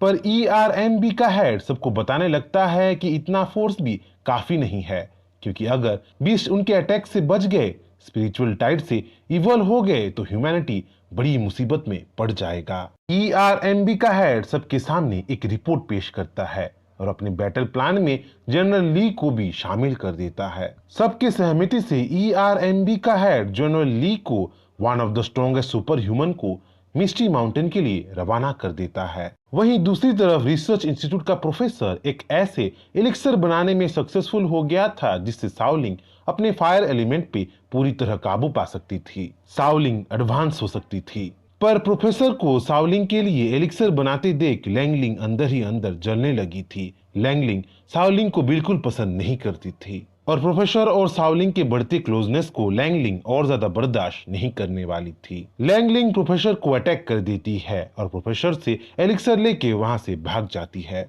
जहां चाइना फेडरेशन में मीटिंग के बाद पूरे सिटी को ग्रेट प्रोटेक्टिव वॉल से प्रोटेक्ट किया जा रहा था, प्रोटेक्टिव दीवार बनाया जा रहा था, वहीं जेड सिटी के हॉस्पिटल में प्रोफेसर को एडमिट किया गया था, जो अपनी जिंदगी की आखिरी सांसें गिन रहा था। जो प्रोफेसर शाओलिंग से इतना जुड़ गया था कि शाओलिंग को अपनी बेटी मानने लगा था, शाओलिंग के लिए अपनी पूरी नॉलेज लगा देना चाहता था। अब वो प्रोफेसर शाओलिंग की उसी प्यार की वजह से मौत की जंजीरों में कसता चला जा रहा था। प्रोफेसर अपनी आखिरी सांसों के साथ शाओलिंग से माफी मांगता है और लेलिंग के इंसिडेंट के बारे में सबको बताने लगता है। यहाँ हमें पता चलता है कि प्रोफेसर लेलिंग को रोकने की पूरी कोशिश किया था, यहाँ तक कि एलिक्सर के कॉम्पाबिलिटी के बारे में लेलिंग को नॉलेज भी दिया था। प्रोफेसर लेलिंग को म्यूटेशन के खतरे के बारे में आगाह भी किया था, पर लेलिंग कुछ ना सुनी और प्रोफेसर को अपनी पावर यूज करके ये हालत कर दी। लेलिंग गिरफ्तार तो हुई, पर उसे उतना कुछ बड़ा सजा नहीं मिला, क्योंकि प्रोफेसर को अटैक करते समय वो कोई ड्रग जो ली थी, वही ड्रग कोर्ट में उसे बचा भी ली थी। सब कुछ सुन शाओलिंग जहां गुस्से से आग बबूला हो रही थी, अपने पिता समान प्रोफेसर को मरते देख अंदर ही अंदर टूट रही थी, वहीं मरते मरते प्रोफेसर शाओलिंग को एलिक्सर पिल का आधा टुकड़ा देता है, जो प्रोफेसर किसी तरह लेलिंग से बचा लिया था। जहां शाओलिंग प्रोफेसर को जीने की उम्मीद दे रही थी, वहीं प्रोफेसर एक फादर की तरह शाओलिंग को अपनी लाइफ फ्रीली जीने को बोलते हुए अपने डेथ का जिम्मेदार लेलिंग को ना समझो बोलते हुए लेलिंग को हो सके तो माफ कर देना बोलता है और उसके साथ प्रोफेसर वहीं अपना दम तोड़ देता है। एक प्यारा सा रिश्ता देखते ही देखते वहीं खत्म हो जाता है। जहां प्रोफेसर के डेथ से सब लोग रो रहे थे, दुखी थे, वहीं शाओलिंग बदले की फीलिंग से भड़क रही थी। उसी बदले की फीलिंग से शाओलिंग वहां से चली आई थी, एलिक्सर पिल को कुचल के ऑब्जर्व कर ली थी। रास्ते में शाओलिंग को एक आदमी मिलता है जो शाओलिंग को सेकेंड आर्मी के हेड के ऑर्डर से बैटलफील्ड में न्यू लोकेशन में जाने को बोलता है। जब शाओलिंग पूछने लगती है कि ये न्यू बैटल जोन कहाँ है, तो वो आदमी शाओलिंग को बिना कुछ बताते हुए उसे हेलीकॉप्टर में बिठाते हुए न्यू बैटल जोन की ओर ले जाने लगता है। दोनों की बातों से पता चलता है कि बैटल जोन में फास्ट ट्रांसेंडेंट का ग्रुप जा चुका था और शाओलिंग सेकेंड ट्रांसेंडेंट ग्रुप में थी, जो जल्द ही बैटल जोन में लैंड होने वाली थी। हेलीकॉप्टर जब अपने डेस्टिनेशन में पहुंचती है तो नजारा देख शाओलिंग शॉक में पड़ जाती है। न्यू बैटलफील्ड और कहीं नहीं बल्कि मिस्टी माउंटेन में होने वाला था। मिस्टी माउंटेन में जल्द ही एक वॉर होने वाला था। मिस्टी माउंटेन्स में बहुत से कैंप्स बन चुके थे, बिल्डिंग्स बन चुके थे और एक बड़ी सी आर्मी मिस्टी माउंटेन के अंदर जाने को रेडी बैठे थे। सारे सोल्जर्स को यूनिट्स को लीड कर रहा था सुप्रीम कमांडर, जो एक टाइम ERMB का हेड था। वो सबको एनकरेज करने के लिए एक स्पीच देता है, अपने सोल्जर्स का मोरालिटी बढ़ाता है। स्पीच में सुप्रीम कमांडर बोलता है कि ये पहली बार है जब इंसान इनलैंड बीच पे डायरेक्ट अटैक करने जा रहे हैं और ये अटैक करना जरूरी भी है, क्योंकि इंसानियत का फ्यूचर उसी बैटल के रिजल्ट पे टिका हुआ है। उनका गोल सिंपल है, मिस्टी माउंटेन के एरिया से फॉग बीस्ट को, जायंट क्रोकोडाइल को इराडिकेट करना, खत्म कर देना। सारे सोल्जर्स को एनकरेज करते हुए सुप्रीम कमांडर फिर से बोलने लगता है कि बैटल इजी नहीं होगा, क्योंकि उनका ओपोनेंट पेरिग्रिन्स फॉल्कन्स है, जो जेट प्लेन्स को इजीली तबाह कर सकता है। एम्परर क्रोकोडाइल है, जो हजारों मिलिट्री यूनिट्स पे कहर बरसा सकता है। और पता नहीं कौन कौन से बीस्ट अभी तक मिस्टी माउंटेन्स में छिपे बैठे हैं, जिनका पावर्स अभी तक अननोन है। पर किसी भी हालत में इंसानों को बैटल जीतना ही होगा और इंसानों का सुप्रीमेसी साबित करना पड़ेगा। जहां सुप्रीम कमांडर की स्पीच से ऑपरेशन हंट शुरू हो जाता है, वहीं शाओलिंग जीव को कांटेक्ट करने के लिए शाओलिंग की बॉडी से बाहर निकलने के लिए रेस्टिंग प्लेस ढूंढ रही होती है, पर उसे फ्री टाइम मिलता नहीं है क्योंकि स्पीच खत्म होते ही मिलिट्री यूनिट का एक गार्ड ऑपरेशन डिपार्टमेंट में बैठे जनरल ली के पास शाओलिंग को लेके जाता है, जहां शाओलिंग पहली बार जनरल ली से मिलती है। जनरल ली और शाओलिंग की बातों से हमें पता चलता है कि जनरल ली शाओलिंग को अपना स्टूडेंट बनाना चाहता था, क्योंकि मिस्टी माउंटेन में शाओलिंग अपनी बहन को बीस्ट के हाथों खो दी थी, तो बीस्ट से बदला लेने के लिए जनरल ली शाओलिंग की मदद करना चाहता था। शाओलिंग को स्ट्रॉन्गर बना के इंसानों का हथियार बनाना चाहता था। ऊपर से शाओलिंग जनरल ली की प्रपोजल को एक्सेप्ट तो कर देती है, पर मौका पाते ही शाओलिंग अपने मास्टर जियू से कांटेक्ट कर लेती है, अपने मास्टर जियू को सब कुछ बता देती है। क्योंकि टाइम बहुत कम था और ह्यूमन आर्मी मिस्टी माउंटेन में अपना पैर रख चुका था, तो बैटल होना पक्का था। मास्टर, आर्मी बहुत बड़ी है, क्या हम जीत पाएंगे?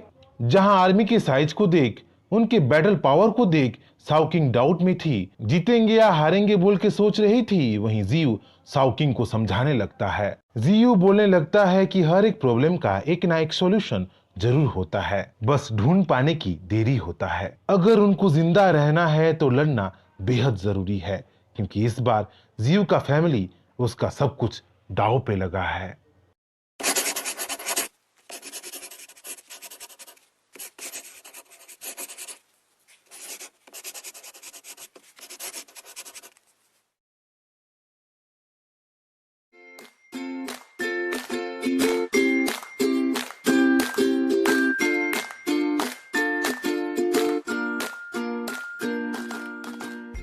सीन स्टार्ट होता है लड़ाई की घोषणा से, वॉर क्राई से, जहां जियू अपने बीस्ट को, अपने फैमिली को सिचुएशन की क्रिटिकलता और बैटल की अहमियतता के बारे में स्पीच दे रहा था। सुनो सब लोग, जिस लड़ाई से हम लोग बचना चाहते थे, वो लड़ाई हमारे आंगन में आ गया है। उसको अब लड़ाई भी नहीं कहा जा सकता, अब तो वो एक लार्ज स्केल बैटल बन गया है, वॉर बन गया है। ये वॉर हम हार भी नहीं सकते, क्योंकि अगर हम हार गए तो हम सब लोग मारे जाएंगे। पर जीत भी अपने साथ दर्द लेके आएगा। इस जीत में शायद हम हमारे कई अपनों को खो दें, पर ह्यूमैनिटी को, इंक्लूडिंग इंसानों को, हमें सबक सिखाना ही पड़ेगा, ताकि वो लोग मिस्टी माउंटेन में अपना पैर और कभी ना रखें।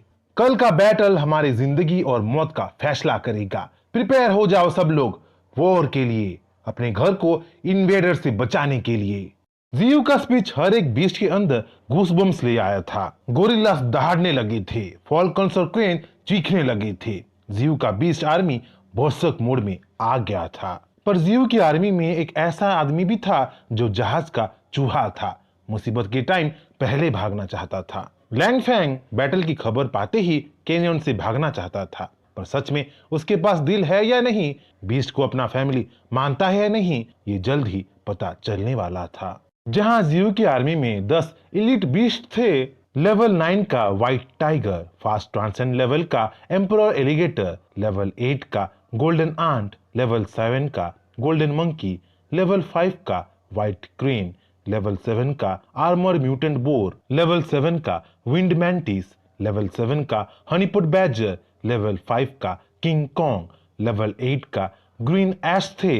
उसके साथ साथ इलीट बीस्ट अपने ग्रुप्स को भी लीड कर रहे थे, जैसे लेवल 9 का पेरिग्रिन्स फॉल्कन लीड कर रहा था अपने लेवल 8 के 8 पेरिग्रिन्स फॉल्कन्स को। लेवल 8 का विंड वुल्फ किंग लीड कर रहा था अपने लेवल 6 के 7 विंड वुल्फ्स को, लेवल 5 के 15 विंड वुल्फ्स को और लेवल 4 के 30 विंड वुल्फ्स को। उसी तरह गोरिल्लास को लीड कर रहा था लेवल 5 का किंग कॉन्ग अपने लेवल 5 के 32 गोरिल्लास के साथ, लेवल 4 के 75 गोरिल्लास के साथ और लेवल 3 के 105 गोरिल्लास के साथ। वहीं दूसरी तरफ ह्यूमन आर्मी में 7 कमांडिंग ऑफिसर्स थे जो बहुत पावरफुल थे।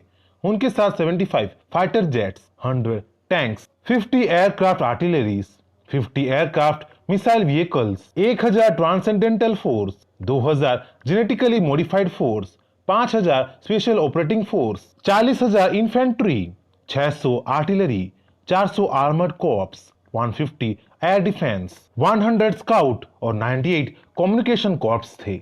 49,355 ह्यूमन वर्सेस 285 बीस्ट का बैटल शुरू होने वाला था और बैटल दिल दहला देने वाला था। सीन स्किप होता है अगले सुबह पे, जहां large number of human army misty mountain की ओर मार्च कर रहे थे, बढ़ते चले जा रहे थे। पूरे नजारे को सेकेंड आर्मी के ट्रांसेंडेंट ग्रुप एक क्लिफ के ऊपर से देख रहे थे, बैटल में शामिल होने का इंतजार कर रहे थे। जहां इतने बड़े आर्मी को देख सावलिंग सरप्राइज थी, वहीं एक फेलो सुपर ह्यूमन आर्मी के ग्रुप्स के बारे में सबको समझाने लगता है। ये वही सुपर ह्यूमन था जो कभी सावलिंग को उसके गांव से सुपर ह्यूमन रिसर्च ऑर्गेनाइजेशन पे लाया था, जिसका नाम यान गोयुन था, जो सावलिंग को इवॉल्व होते देखा था। यान गोयुन बोलने लगता है कि आर्मी 3 टुकड़ों में बटा गया है। उनके टुकड़ों को छोड़ दूसरे टुकड़े बहुत बड़े हैं और पूरे माउंटेन एरिया को घेर रहे हैं। जब दूसरा एक सुपर ह्यूमन 50,000 ट्रूप्स को बहुत ज्यादा बोल रहा था, इतनी बड़ी आर्मी की जरूरत नहीं है बोल रहा था, तब यान गोयुन ट्रांसेंडेंट बीस्ट के पावर के बारे में सबको समझाने लगता है, उनको हल्के में ना लेने को बोलने लगता है। यान गोयुन अपना एग्जाम्पल देता है जब वो एक ट्रांसेंडेंटल बीस्ट को देखा था जो 4th लेवल में था और पूरे 10 सुपर ह्यूमंस पे भारी पड़ रहा था। यान गोयुन बोलने लगता है कि अगर 4th ट्रांसेंडेंट लेवल का बीस्ट इतना डैमेज कर सकता है तो मिस्टी माउंटेन के बीस्ट तो 4th ट्रांसेंडेंट स्टेज के बीस्ट का नाश्ता करते हैं। इंफॉर्मेशन तो नहीं मिला है, पर हो सकता है कि मिस्टी माउंटेन में ट्रांसेंडेंट स्टेज के बीस्ट नहीं बल्कि सेकेंड ऑर्डर या उसके ऊपर के बीस्ट मिले। यान गोयुन बीस्ट के पावर को सबको समझाते हुए बोलने लगता है कि आर्मी को चारों तरफ से मिस्टी माउंटेन को घेर लेना चाहिए, किसी भी हाल में मिस्टी माउंटेन का किस्सा यहीं खत्म कर देना चाहिए। जहां मिलिट्री फोर्स के नंबर्स देख सावलिंग सोच में पड़ गई थी, अपने मास्टर के, अपनी फैमिली के खैरियत के बारे में सोचने लगी थी, वहीं बेस में सुप्रीम कमांडर बैटल टैक्टिक्स सबको समझा रहा था। सुप्रीम कमांडर पूरे ऑपरेशन को 3 स्टेज में डिवाइड कर दिया था। वो पहले टैंक्स और आर्टिलरी से जंगल में रास्ता बनाना चाहता था, ओपन ग्राउंड क्रिएट करना चाहता था, जिससे मेन अटैकर्स अपना पोजीशन ले सके, सुपर ह्यूमंस और ट्रांसेंडेंटल ट्रूप्स बैटल में उतर सके, बीस्ट को चारों तरफ से घेर सके और इराडिकेट कर सके। सुप्रीम कमांडर अपने हर यूनिट में स्पिरिचुअल शील्ड लगा दिया था, जो ह्यूमंस को स्पिरिचुअल डिटेक्टिंग स्किल से बचा सकता था। जीव के लिए सच में प्रॉब्लम बढ़ने वाला था, क्योंकि जीव किसी भी ह्यूमन यूनिट को डिटेक्ट जो नहीं कर सकता था। देखते ही देखते बैटल शुरू हो जाता है। आर्टिलरिस्ट और सोल्जर फॉरेस्ट में मार्च करने लगते हैं। टैंक्स एक्सप्लोजन कर करके फॉरेस्ट एरिया को क्लियर करने लगते हैं। फायर पावर के आगे मिस्टी माउंटेन का बॉर्डर एरिया जलने लगता है और large number of troops misty mountain को प्लान के हिसाब से चारों ओर से घेरने लगते हैं। जहां लेफ्ट विंग फोर्स एक्सप्लोजन पे एक्सप्लोजन किए जा रही थी, वहीं राइट विंग फोर्स भी पीछे नहीं थी, अपने मिसाइल्स और बॉम्ब्स से मिस्टी माउंटेन को जला के राख कर रही थी। जहां दूसरे सोल्जर्स वाइल्ड फायर को देखते हुए डरने लगे थे, वहीं जनरल ली सबको शांत करता है और अटैक पे फोकस करने को बोलता है। जनरल ली की मौजूदगी से, फेडरेशन के one of the strongest super human के प्रेजेंस से सोल्जर्स में मोरालिटी बढ़ने लगता है। वो एनकरेजमेंट महसूस करने लगते हैं, लड़ाई के लिए बिना डरे आगे बढ़ने लगते हैं। जनरल ली स्ट्रेंथ में 1000 सोल्जर्स के बराबर था। उसके एक ही छलांग से मिस्टी माउंटेन का बोल्डर क्लियर हो गया था। जनरल ली अपने आर्मी के लिए मिस्टी माउंटेन में रास्ता बना दिया था, जीव के अर्थ बोल्डर्स को इजीली तोड़ दिया था। बोल्डर्स के टूटते ही ह्यूमन आर्मी का असली बैटल शुरू हो गया था। मिस्टी माउंटेन के बीच से उनका सामना जो होने वाला था, जहां फुल पावर से ह्यूमन सोल्जर्स मिस्टी माउंटेन के एरिया में आए थे, जीव के एरिया में अपना पैर रखे थे, उससे डबल पावर से वो लोग इधर उधर फेंक दिए गए थे, कई सारे तो वहीं मार दिए गए थे। जीयू खुद अपने लेवल 2 के सर्पेंटाइन रूट से ह्यूमन सोल्जर्स का सामना करने आ गया था और अपने साथ वो फॉग बीस्ट को भी ले आया था। सर्पेंटाइन रूट्स जायंटिक थे, जिनके सामने ह्यूमन सोल्जर्स चींटी के समान थे। जहां सर्पेंटाइन रूट्स धरती को चीरते हुए ह्यूमन आर्मी में तबाही मचाने लगती है, खिलौनों की तरह सबको इधर उधर फेंकने लगती है, वहीं फॉग बीस्ट ह्यूमन आर्मी को कुचलने लगे थे, खून का तालाब बनाने लगे थे। सुप्रीम कमांडर का प्लान उल्टा हो रहा था। उसके सामने ही लेफ्ट विंग और राइट विंग के सोल्जर्स देखते ही देखते आधा हो गया था। सुप्रीम कमांडर सारे सोल्जर्स को रिट्रीट करने को बोलता है और एयर यूनिट्स को, टैंक्स को फॉग बीस्ट और ट्री क्रिएचर्स से निपटने का कमांड दे देता है। देखते ही देखते टैंक्स और हेलीकॉप्टर्स आगे बढ़ने लगते हैं, अपने फायर पावर से फॉग बीस्ट पे कहर बरसाने लगते हैं और ट्री रूट्स को जलाने की कोशिश करने लगते हैं। ट्री रूट्स जला भी नहीं था कि आग के अंदर से अजीब सी आवाज सुनाई देता है और देखते ही देखते गोरिल्लास का पूरा झुंड ह्यूमन आर्मी पे हमला बोल देता है। अपने लीडर किंग कॉन्ग के अंडर सारे गोरिल्लास एकजुट होके ह्यूमन आर्मी पे झपट पड़ते हैं। एक एक करके ह्यूमंस को हेल का नजारा दिखाने लगते हैं। इंसान आर्टिलरी से गोलियों से हमला तो कर रहे थे, पर हर एक अटैक्स को गोरिल्लास का लीडर बोल्डर्स फेंक फेंक के अपने गोरिल्लास को डिफेंड कर रहा था, टैंक्स को तोड़ मरोड़ दे रहा था। जहां सुप्रीम कमांडर का प्लान मिस्टी माउंटेन को घेरना था, मिस्टी माउंटेन की गहराई में जाना था, वहीं जियू का प्लान किसी भी घुसपैठिया को मिस्टी माउंटेन में दाखिल नहीं करना था, और अगर दाखिल हो गए तो उनको जिंदा नहीं भेजना था। बैटल के बीच में एंशिएंट एम्परर एलिगेटर जियू को टेलीपैथी से कांटेक्ट करता है और किसी घुसपैठिया के मिस्टी माउंटेन के अंदर चुपके से आ जाने का खबर जियू को देता है। सब कुछ सुन जियू एंशिएंट एम्परर एलिगेटर को दिलासा देता है कि मिस्टी माउंटेन के फॉरेस्ट में इंट्रूडर्स को संभालने वाले क्रिएचर्स ऑलरेडी तैनात हैं।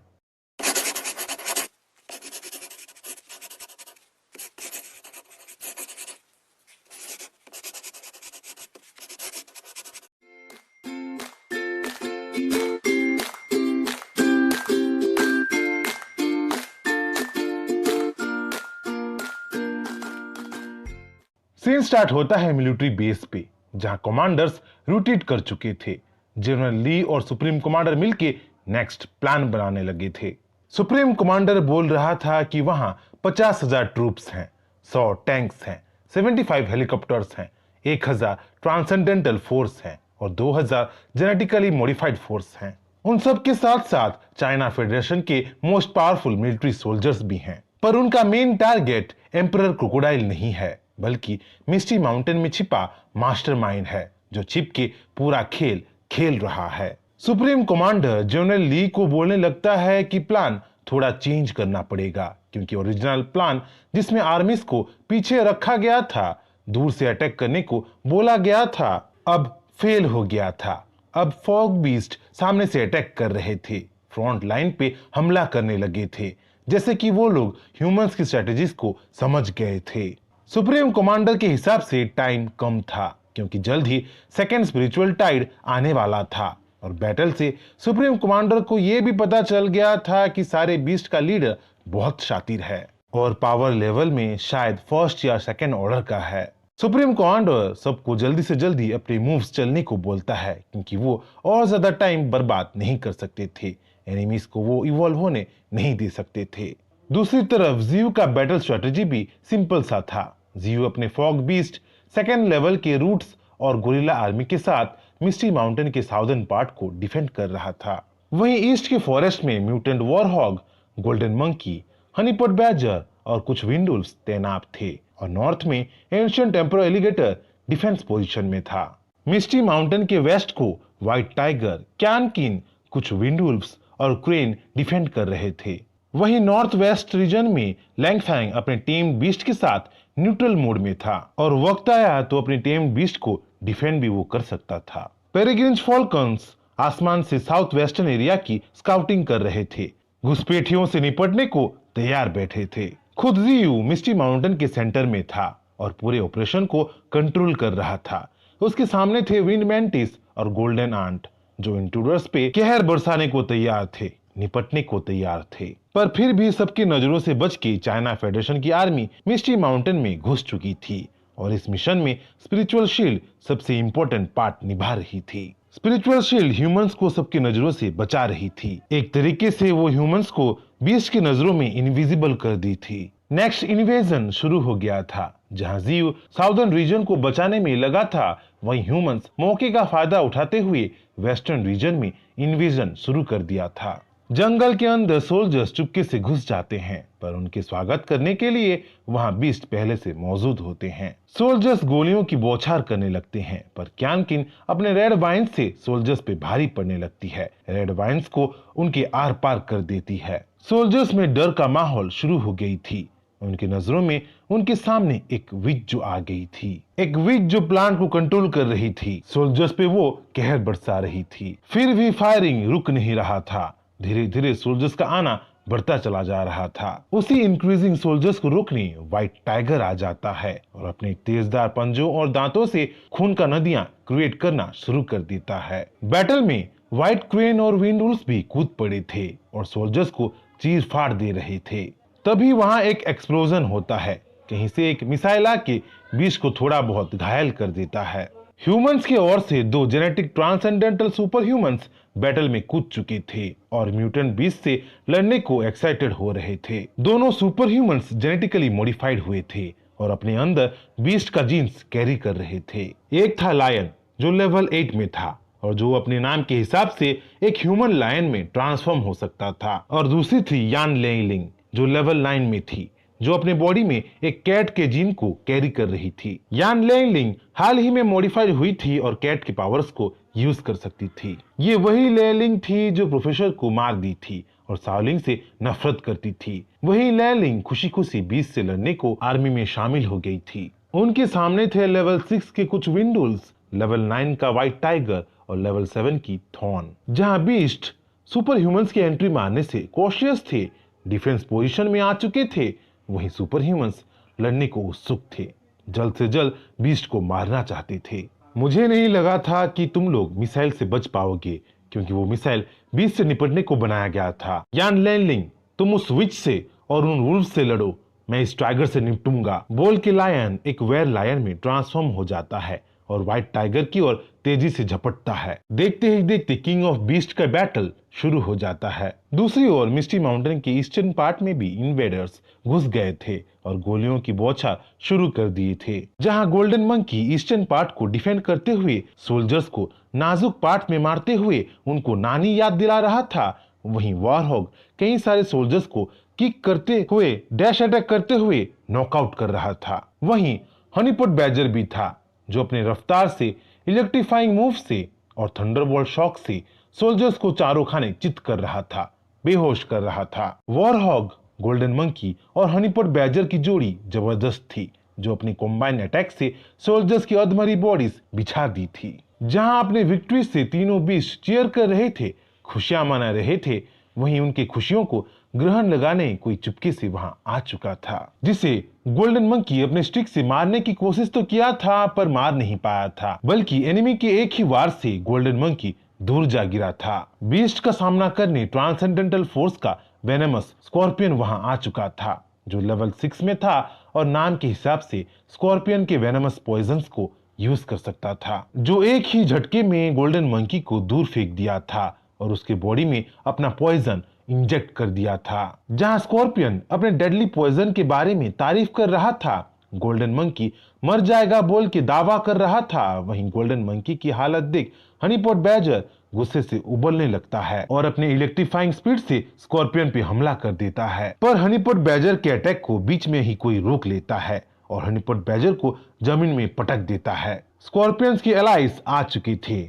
उसके सुपर ह्यूमन टीम्स आ चुके थे और बीस्ट पे बरसने को तैयार थे। ट्रांसेंडेंटल फोर्स का थंडर रे वहां आ चुका था, जो लेवल 9 में था और हनीपॉट बैजर की तरह इलेक्ट्रिसिटी मैनिपुलेट कर सकता था। बैटलफील्ड में आते ही वो स्कॉर्पियन को हनीपॉट बैजर से बचा लिया था और हनीपॉट बैजर को जमीन में पटक दिया था। थंडर रे के साथ आई थी ट्रांसेंडेंटल फोर्स की हैमर गर्ल, जो लेवल 7 में थी और आते ही गोल्डन मंकी पे टूट पड़ी थी। हैमर गर्ल अपने पावरफुल हैमर से गोल्डन मंकी को कुचल देना चाहती थी, पर उसके सामने वॉरहॉग आ गया था और हैमर गर्ल की पावरफुल अटैक को खुद खा के गोल्डन मंकी को डिफेंड किया था। इसी प्रोसेस में वॉरहॉग खुद घायल भी हो गया था। तीनों बीस्ट घायल हो गए थे, पर हार मानने वाले बिल्कुल नहीं थे। जैसे ही तीनों सुपर ह्यूमंस बीस्ट पे टूट पड़ते हैं, हनीपॉट बैजर हायर एल्टीट्यूड में जाके थंडरबोल्ट यूज कर देता है और तीनों सुपर ह्यूमंस को जोरदार इलेक्ट्रीफाइंग शॉक देने लगता है। जहां तीनों सुपर ह्यूमंस शॉक में थे, स्टंट हो गए थे, वहीं वॉरहॉग और गोल्डन मंकी मौके का फायदा उठाते हुए तीनों सुपर ह्यूमंस पे टूट पड़ते हैं, स्टिक से हिट करने लगते हैं, बैश अटैक करने लगते हैं। पर बीस्ट के एनिमीज इस बार ट्रेंड और मॉडिफाइड सुपर ह्यूमंस थे, जो बीस्ट के पावर्स को टक्कर देने वाले थे। अभी के लिए तो बस थोड़े से ही सुपर ह्यूमंस मिस्टी माउंटेन्स में एंट्री मारे थे। लार्ज स्केल बैटल होना अब तक बाकी था, जो जल्द ही होने वाला था।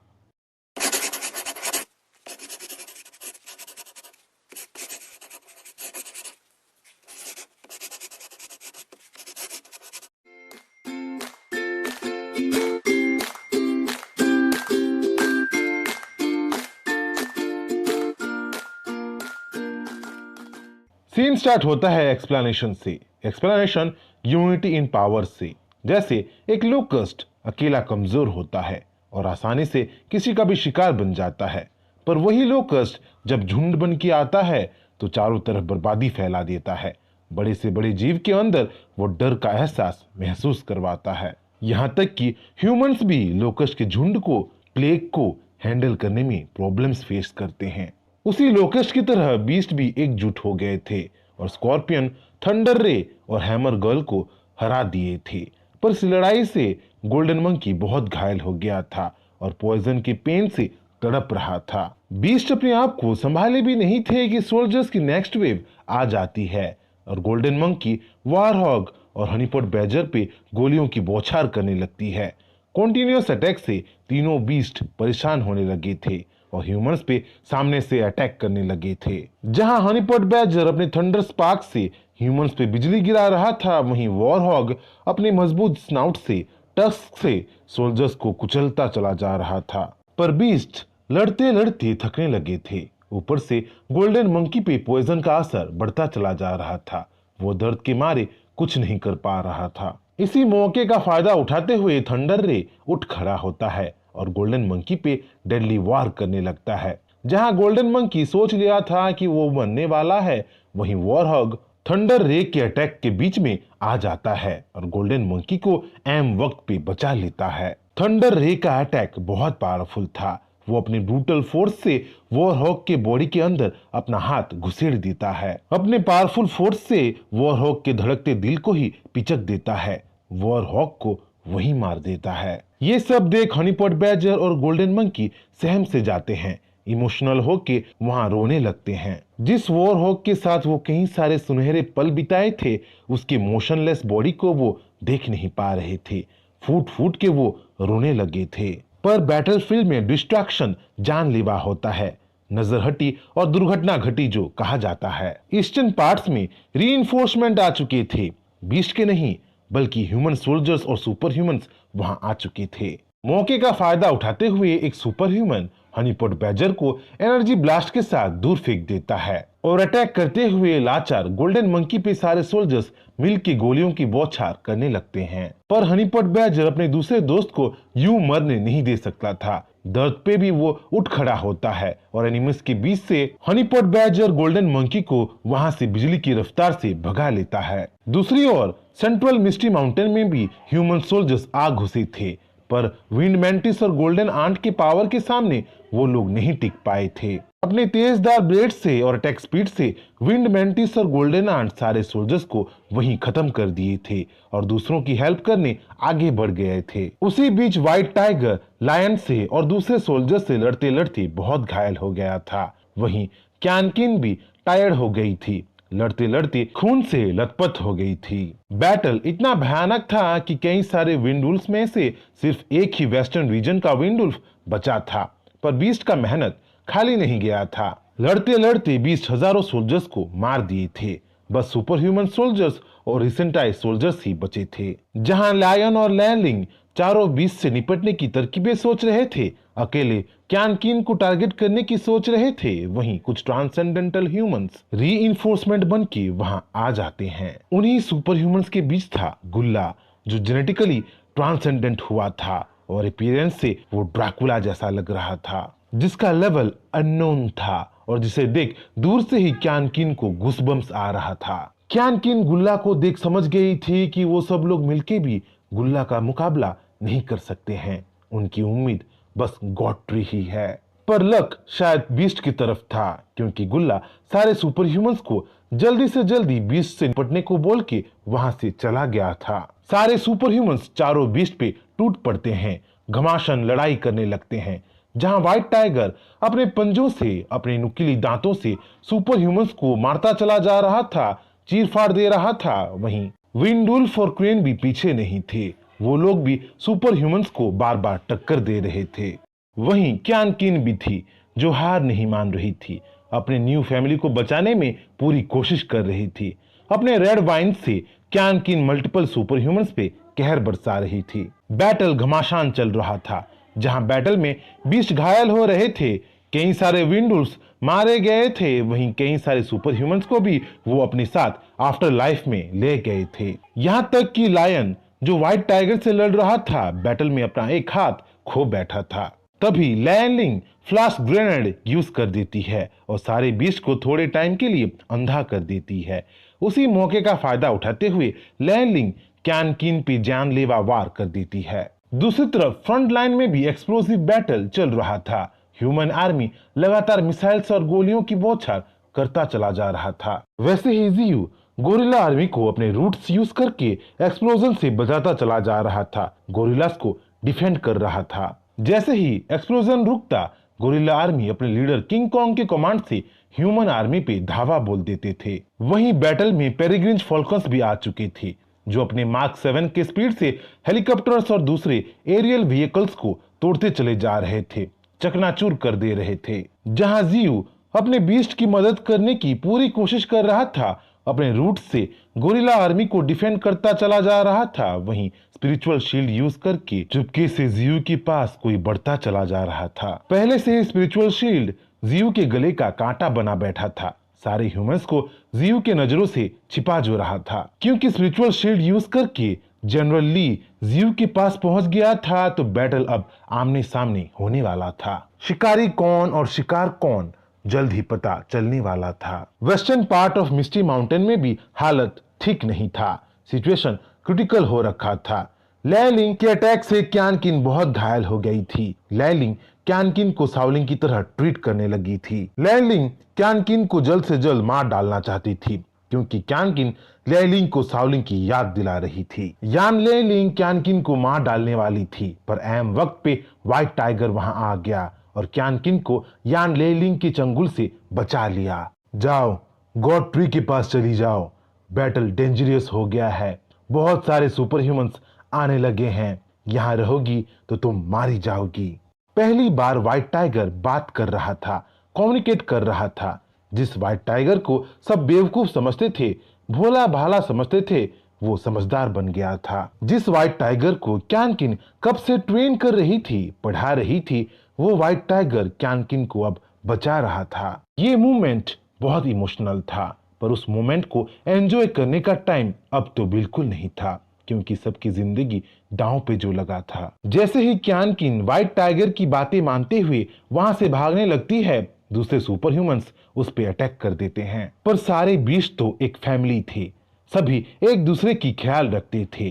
तुरंत आखिरी बचा विंडुल्फ क्यानकिन के डिफेंस में आ जाता है और अटैकिंग सुपर ह्यूमंस को वो कच्चा चबा देता है। वहीं व्हाइट क्वेन भी क्यानकिन के डिफेंस में आ जाता है और गोलियों की बौछार खा के खुद छल्ली हो जाता है, खून की उल्टी करने लगता है। क्यानकिन तो वहां से भाग जाती है, रोते रोते वहां से चली जाती है, पर उसके पीछे विंडुल्फ और व्हाइट क्वेन इंसानों का टारगेट बन जाते हैं। कई सारे सुपर ह्यूमंस मिलके विंडुल्फ और क्वेन को धर दबोचते हैं। वहीं व्हाइट टाइगर भी सुपर ह्यूमंस के बीच फंस गया था और दूसरे बीस्ट की मदद करने के लिए वो कुछ नहीं कर पा रहा था। लड़ाई एक अलग ही मोड़ लेने लगा था। जियू का डर सच्चाई में चेंज होने लगा था। लड़ाई चाहे इंसान शुरू किए हो, पर नुकसान जियू का बहुत हो रहा था।